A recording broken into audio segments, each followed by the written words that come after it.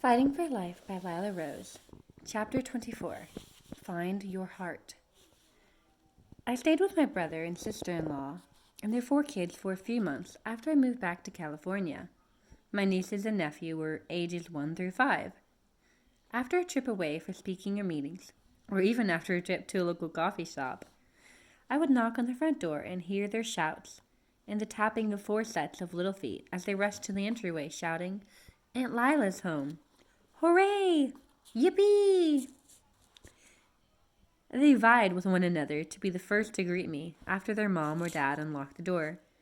Their glee, their unadulterated sweetness in wanting to see me and be with me, brought me more joy and peace than anything my work could offer. They each embodied the very thing for which I was fighting, the beautiful gift of a child's life. I admired my brother and sister-in-law's commitment to embrace these little lives in all their messiness and chaos, and I especially admired their commitment to each other. I had spent the decades of my late teens to late 20s in the trenches of our culture's battle over abortion, and I saw clearly the crisis of abortion was rooted in another crisis, one of love and family. Is it any wonder that, for many, pregnancy is faced with fear and the temptation to abort when there is no stable, loving marriage, no home to joyfully welcome that new life into? Well, I had come to see that we had to awaken the individual to the value of human life in order to end abortion. I also knew that we had to strengthen relationships and families. I hoped for a family of my own to love someday so that, together, we could go out and serve our community, nation, and world. I sensed that for all my activism and advocacy work, creating my own family, if God gave me one, would become the greatest contribution in my life. In many ways, marriage is under attack today. People see it as an outdated institution. A whole generation of children are jaded by divorce, and many of us question whether joy-filled, lifelong love is even possible. And increasingly, people don't think openness to children in a marriage is important. For some of those who do marry, childless marriage is seen as a sensible choice. We hear talk of people falling in love or divorcing because the marriage has run its course. Then there are those who decide to end their marriage and co-parent, allegedly out of love and respect for each other. It's all a lie. Love does not divorce. Women and men are complementary. The two shall become one flesh, said Jesus, citing Genesis. So they are no longer two, but one flesh. Matthew 19, verses 5 through 7. He says, "What God has joined together, let no one separate." Mark 10:9, words that are still said in many marriage ceremonies. What is the point of a promise that can be broken, or a vow that can be put asunder? Love is patient, love is kind, the Apostle Paul memorably told the Corinthians. It does not envy, it does not boast, it is not proud. It does not dishonor others, it is not self-seeking, it is not easily angered, it keeps no record of wrongs. Love does not delight in evil, but rejoices with the truth. 1 Corinthians 13:4-6. Love is relentless. It always protects, always trusts, always hopes, always perseveres. Verse 7. In sickness and in health, for richer or for poorer. How do we love like that? How do we stay true to a vow to love another flawed human being when we ourselves struggle with our own flaws, especially in the face of deep wounds, of hurt, or betrayal? With God's love. Only with God's love. That's the kind of love my soul desired, the love I was made for. Anything less, I knew, was counterfeit. My parents' marriage of more than 35 years was not the result of unfailing chemistry or perfect compatibility.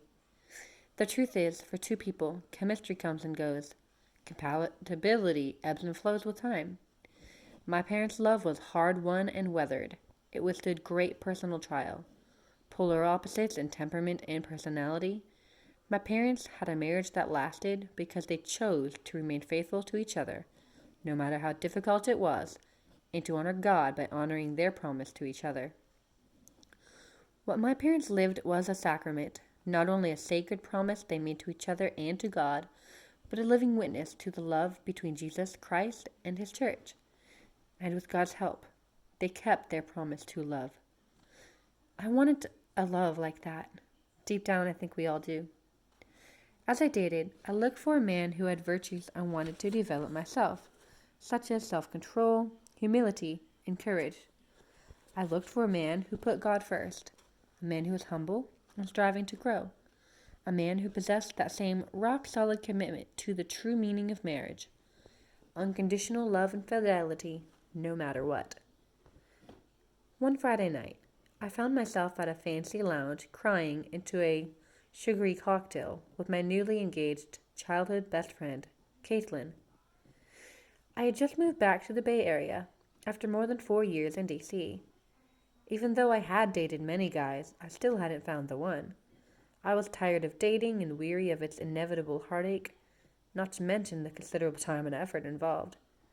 Usually I felt hopeful, but that night I was feeling especially dispirited and lonely. "Does he even exist?" I asked Caitlin despondently, dabbing my eyes with the paper napkin that came with the complimentary bowl of kettle chips. At 28, I felt ready to find him and hoped to actually live the beautiful principles for which I had spent my 20s fighting. Even though intellectually I knew the answer, of course he exists, if that's what God wants from me, I needed to be reminded. Knowing my struggles all too well, Katie said sympathetically, "It only takes one, Li." I forced a smile. "Don't worry," she continued. "God has a plan. And I think he is out there. You just need to meet a guy like my Chris or your brother Joe." 1 week later, we were sitting in an Italian restaurant in Berkeley with Katie's fiance, as well as my brother Joe and his wife. My brother had invited a sixth person to dinner who, to confuse things, shared my brother's first name, Joe. This new Joe and I quickly became friends, best friends. We explored the great hiking trails in North California. We shared a love of poetry and music, great literature, travel, and most of all, our faith. We spent time with our friends and families and supported each other through our demanding work. I loved Joe's dry sense of humor, intelligence, wisdom, and intensive drive. Whatever we talked about, Joe always had great insight, but his opinions always came with a playfulness and gentleness that put everyone around him at ease. I have long wrestled with discernment. The words of the wise priest I first met in college, Father Paul, have been especially helpful to me. Love starts in our hearts with our feelings and desires, but then must move to our heads, where we weigh the reasons of whether or not to choose to love someone. Only when we have made the conscious decision to choose to love can we open up our hearts fully to true love. There were plenty of reefs and shoals to navigate before we married, but Joe and I shared the same view of marriage. We both believed it was a sacrament that required our total, lifelong fidelity to each other. We saw marriage as requiring an openness to life, a permanent openness. We both hoped to create a family and to be the best father and mother we could be. We saw the great beauty and power in creating a family. Families are where faith is first learned, where values are first taught, and where we first learn to love. The family is the basic unit of any functioning society. It's the future of a nation. The effects of one good family can ripple through generations, healing wounds and bringing peace, long after we are gone. Though the challenge was daunting, we wanted to live out our pro-life values through our family, showing the world that there's nothing more beautiful, more wonderful, more mysteriously powerful than the ability to bring new life into the world. I contemplated Mother Teresa's discovery of her vocation as I thought about the next step in my life. After answering God's call to become a nun, Mother Teresa received a second call from God to go serve the poorest of the poor in Calcutta, India. She called it her call within a call. For me, my yes to marriage to Joe would be my own call within a call. I had pursued my cause since I was a teenager. Now my marriage, my family, would be my deeper outpouring to the cause for life. Maybe you are hoping to get married one day, but are unsure of the kind of person you want to marry, or when that might happen. Or maybe, because of the models of marriage you have witnessed, you find the prospect of marriage unattractive. It took me years to sort out my own feelings and thoughts about my upbringing and my parents' marriage. None of us can go back in time and change our parents' marriages and how they affected us as children, but all of us, as adults, can learn from the models of marriage to which we've been exposed, the good and the bad, and consciously choose our own path. Here's another Father Paulism. He said that as you consider the kind of future in marriage and family you hope for, read the book of your childhood. What was good? What was bad? What was missing in it? Write each thing down and choose to keep the good, heal from the bad, and try to build what was missing. Practicing this advice takes work. That work includes understanding the gifts, wounds, and experiences we bring into marriage, while also deciding what changes we plan to make to correct our own shortcomings and prepare for what God's calling us to do. If done with care, though, that work can help us build a sturdy foundation for the love our hearts are made for. Finding a spouse who will join you on your own mission is a great gift. Marriage and the children we might be blessed with can inspire us to be more courageous, can help us better understand the pains and joys of others, and can expand our own capacity to love. We grow the most in intimate, ordered relationships with others. Not all of us are called to marriage, but for those who do feel called to it, I believe it is worth praying for and preparing for.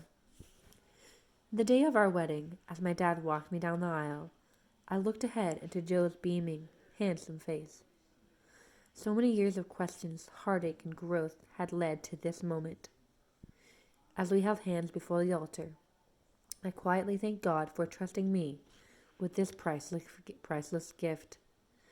My greatest cause, loving Joe and the family we hope to create together, had just begun.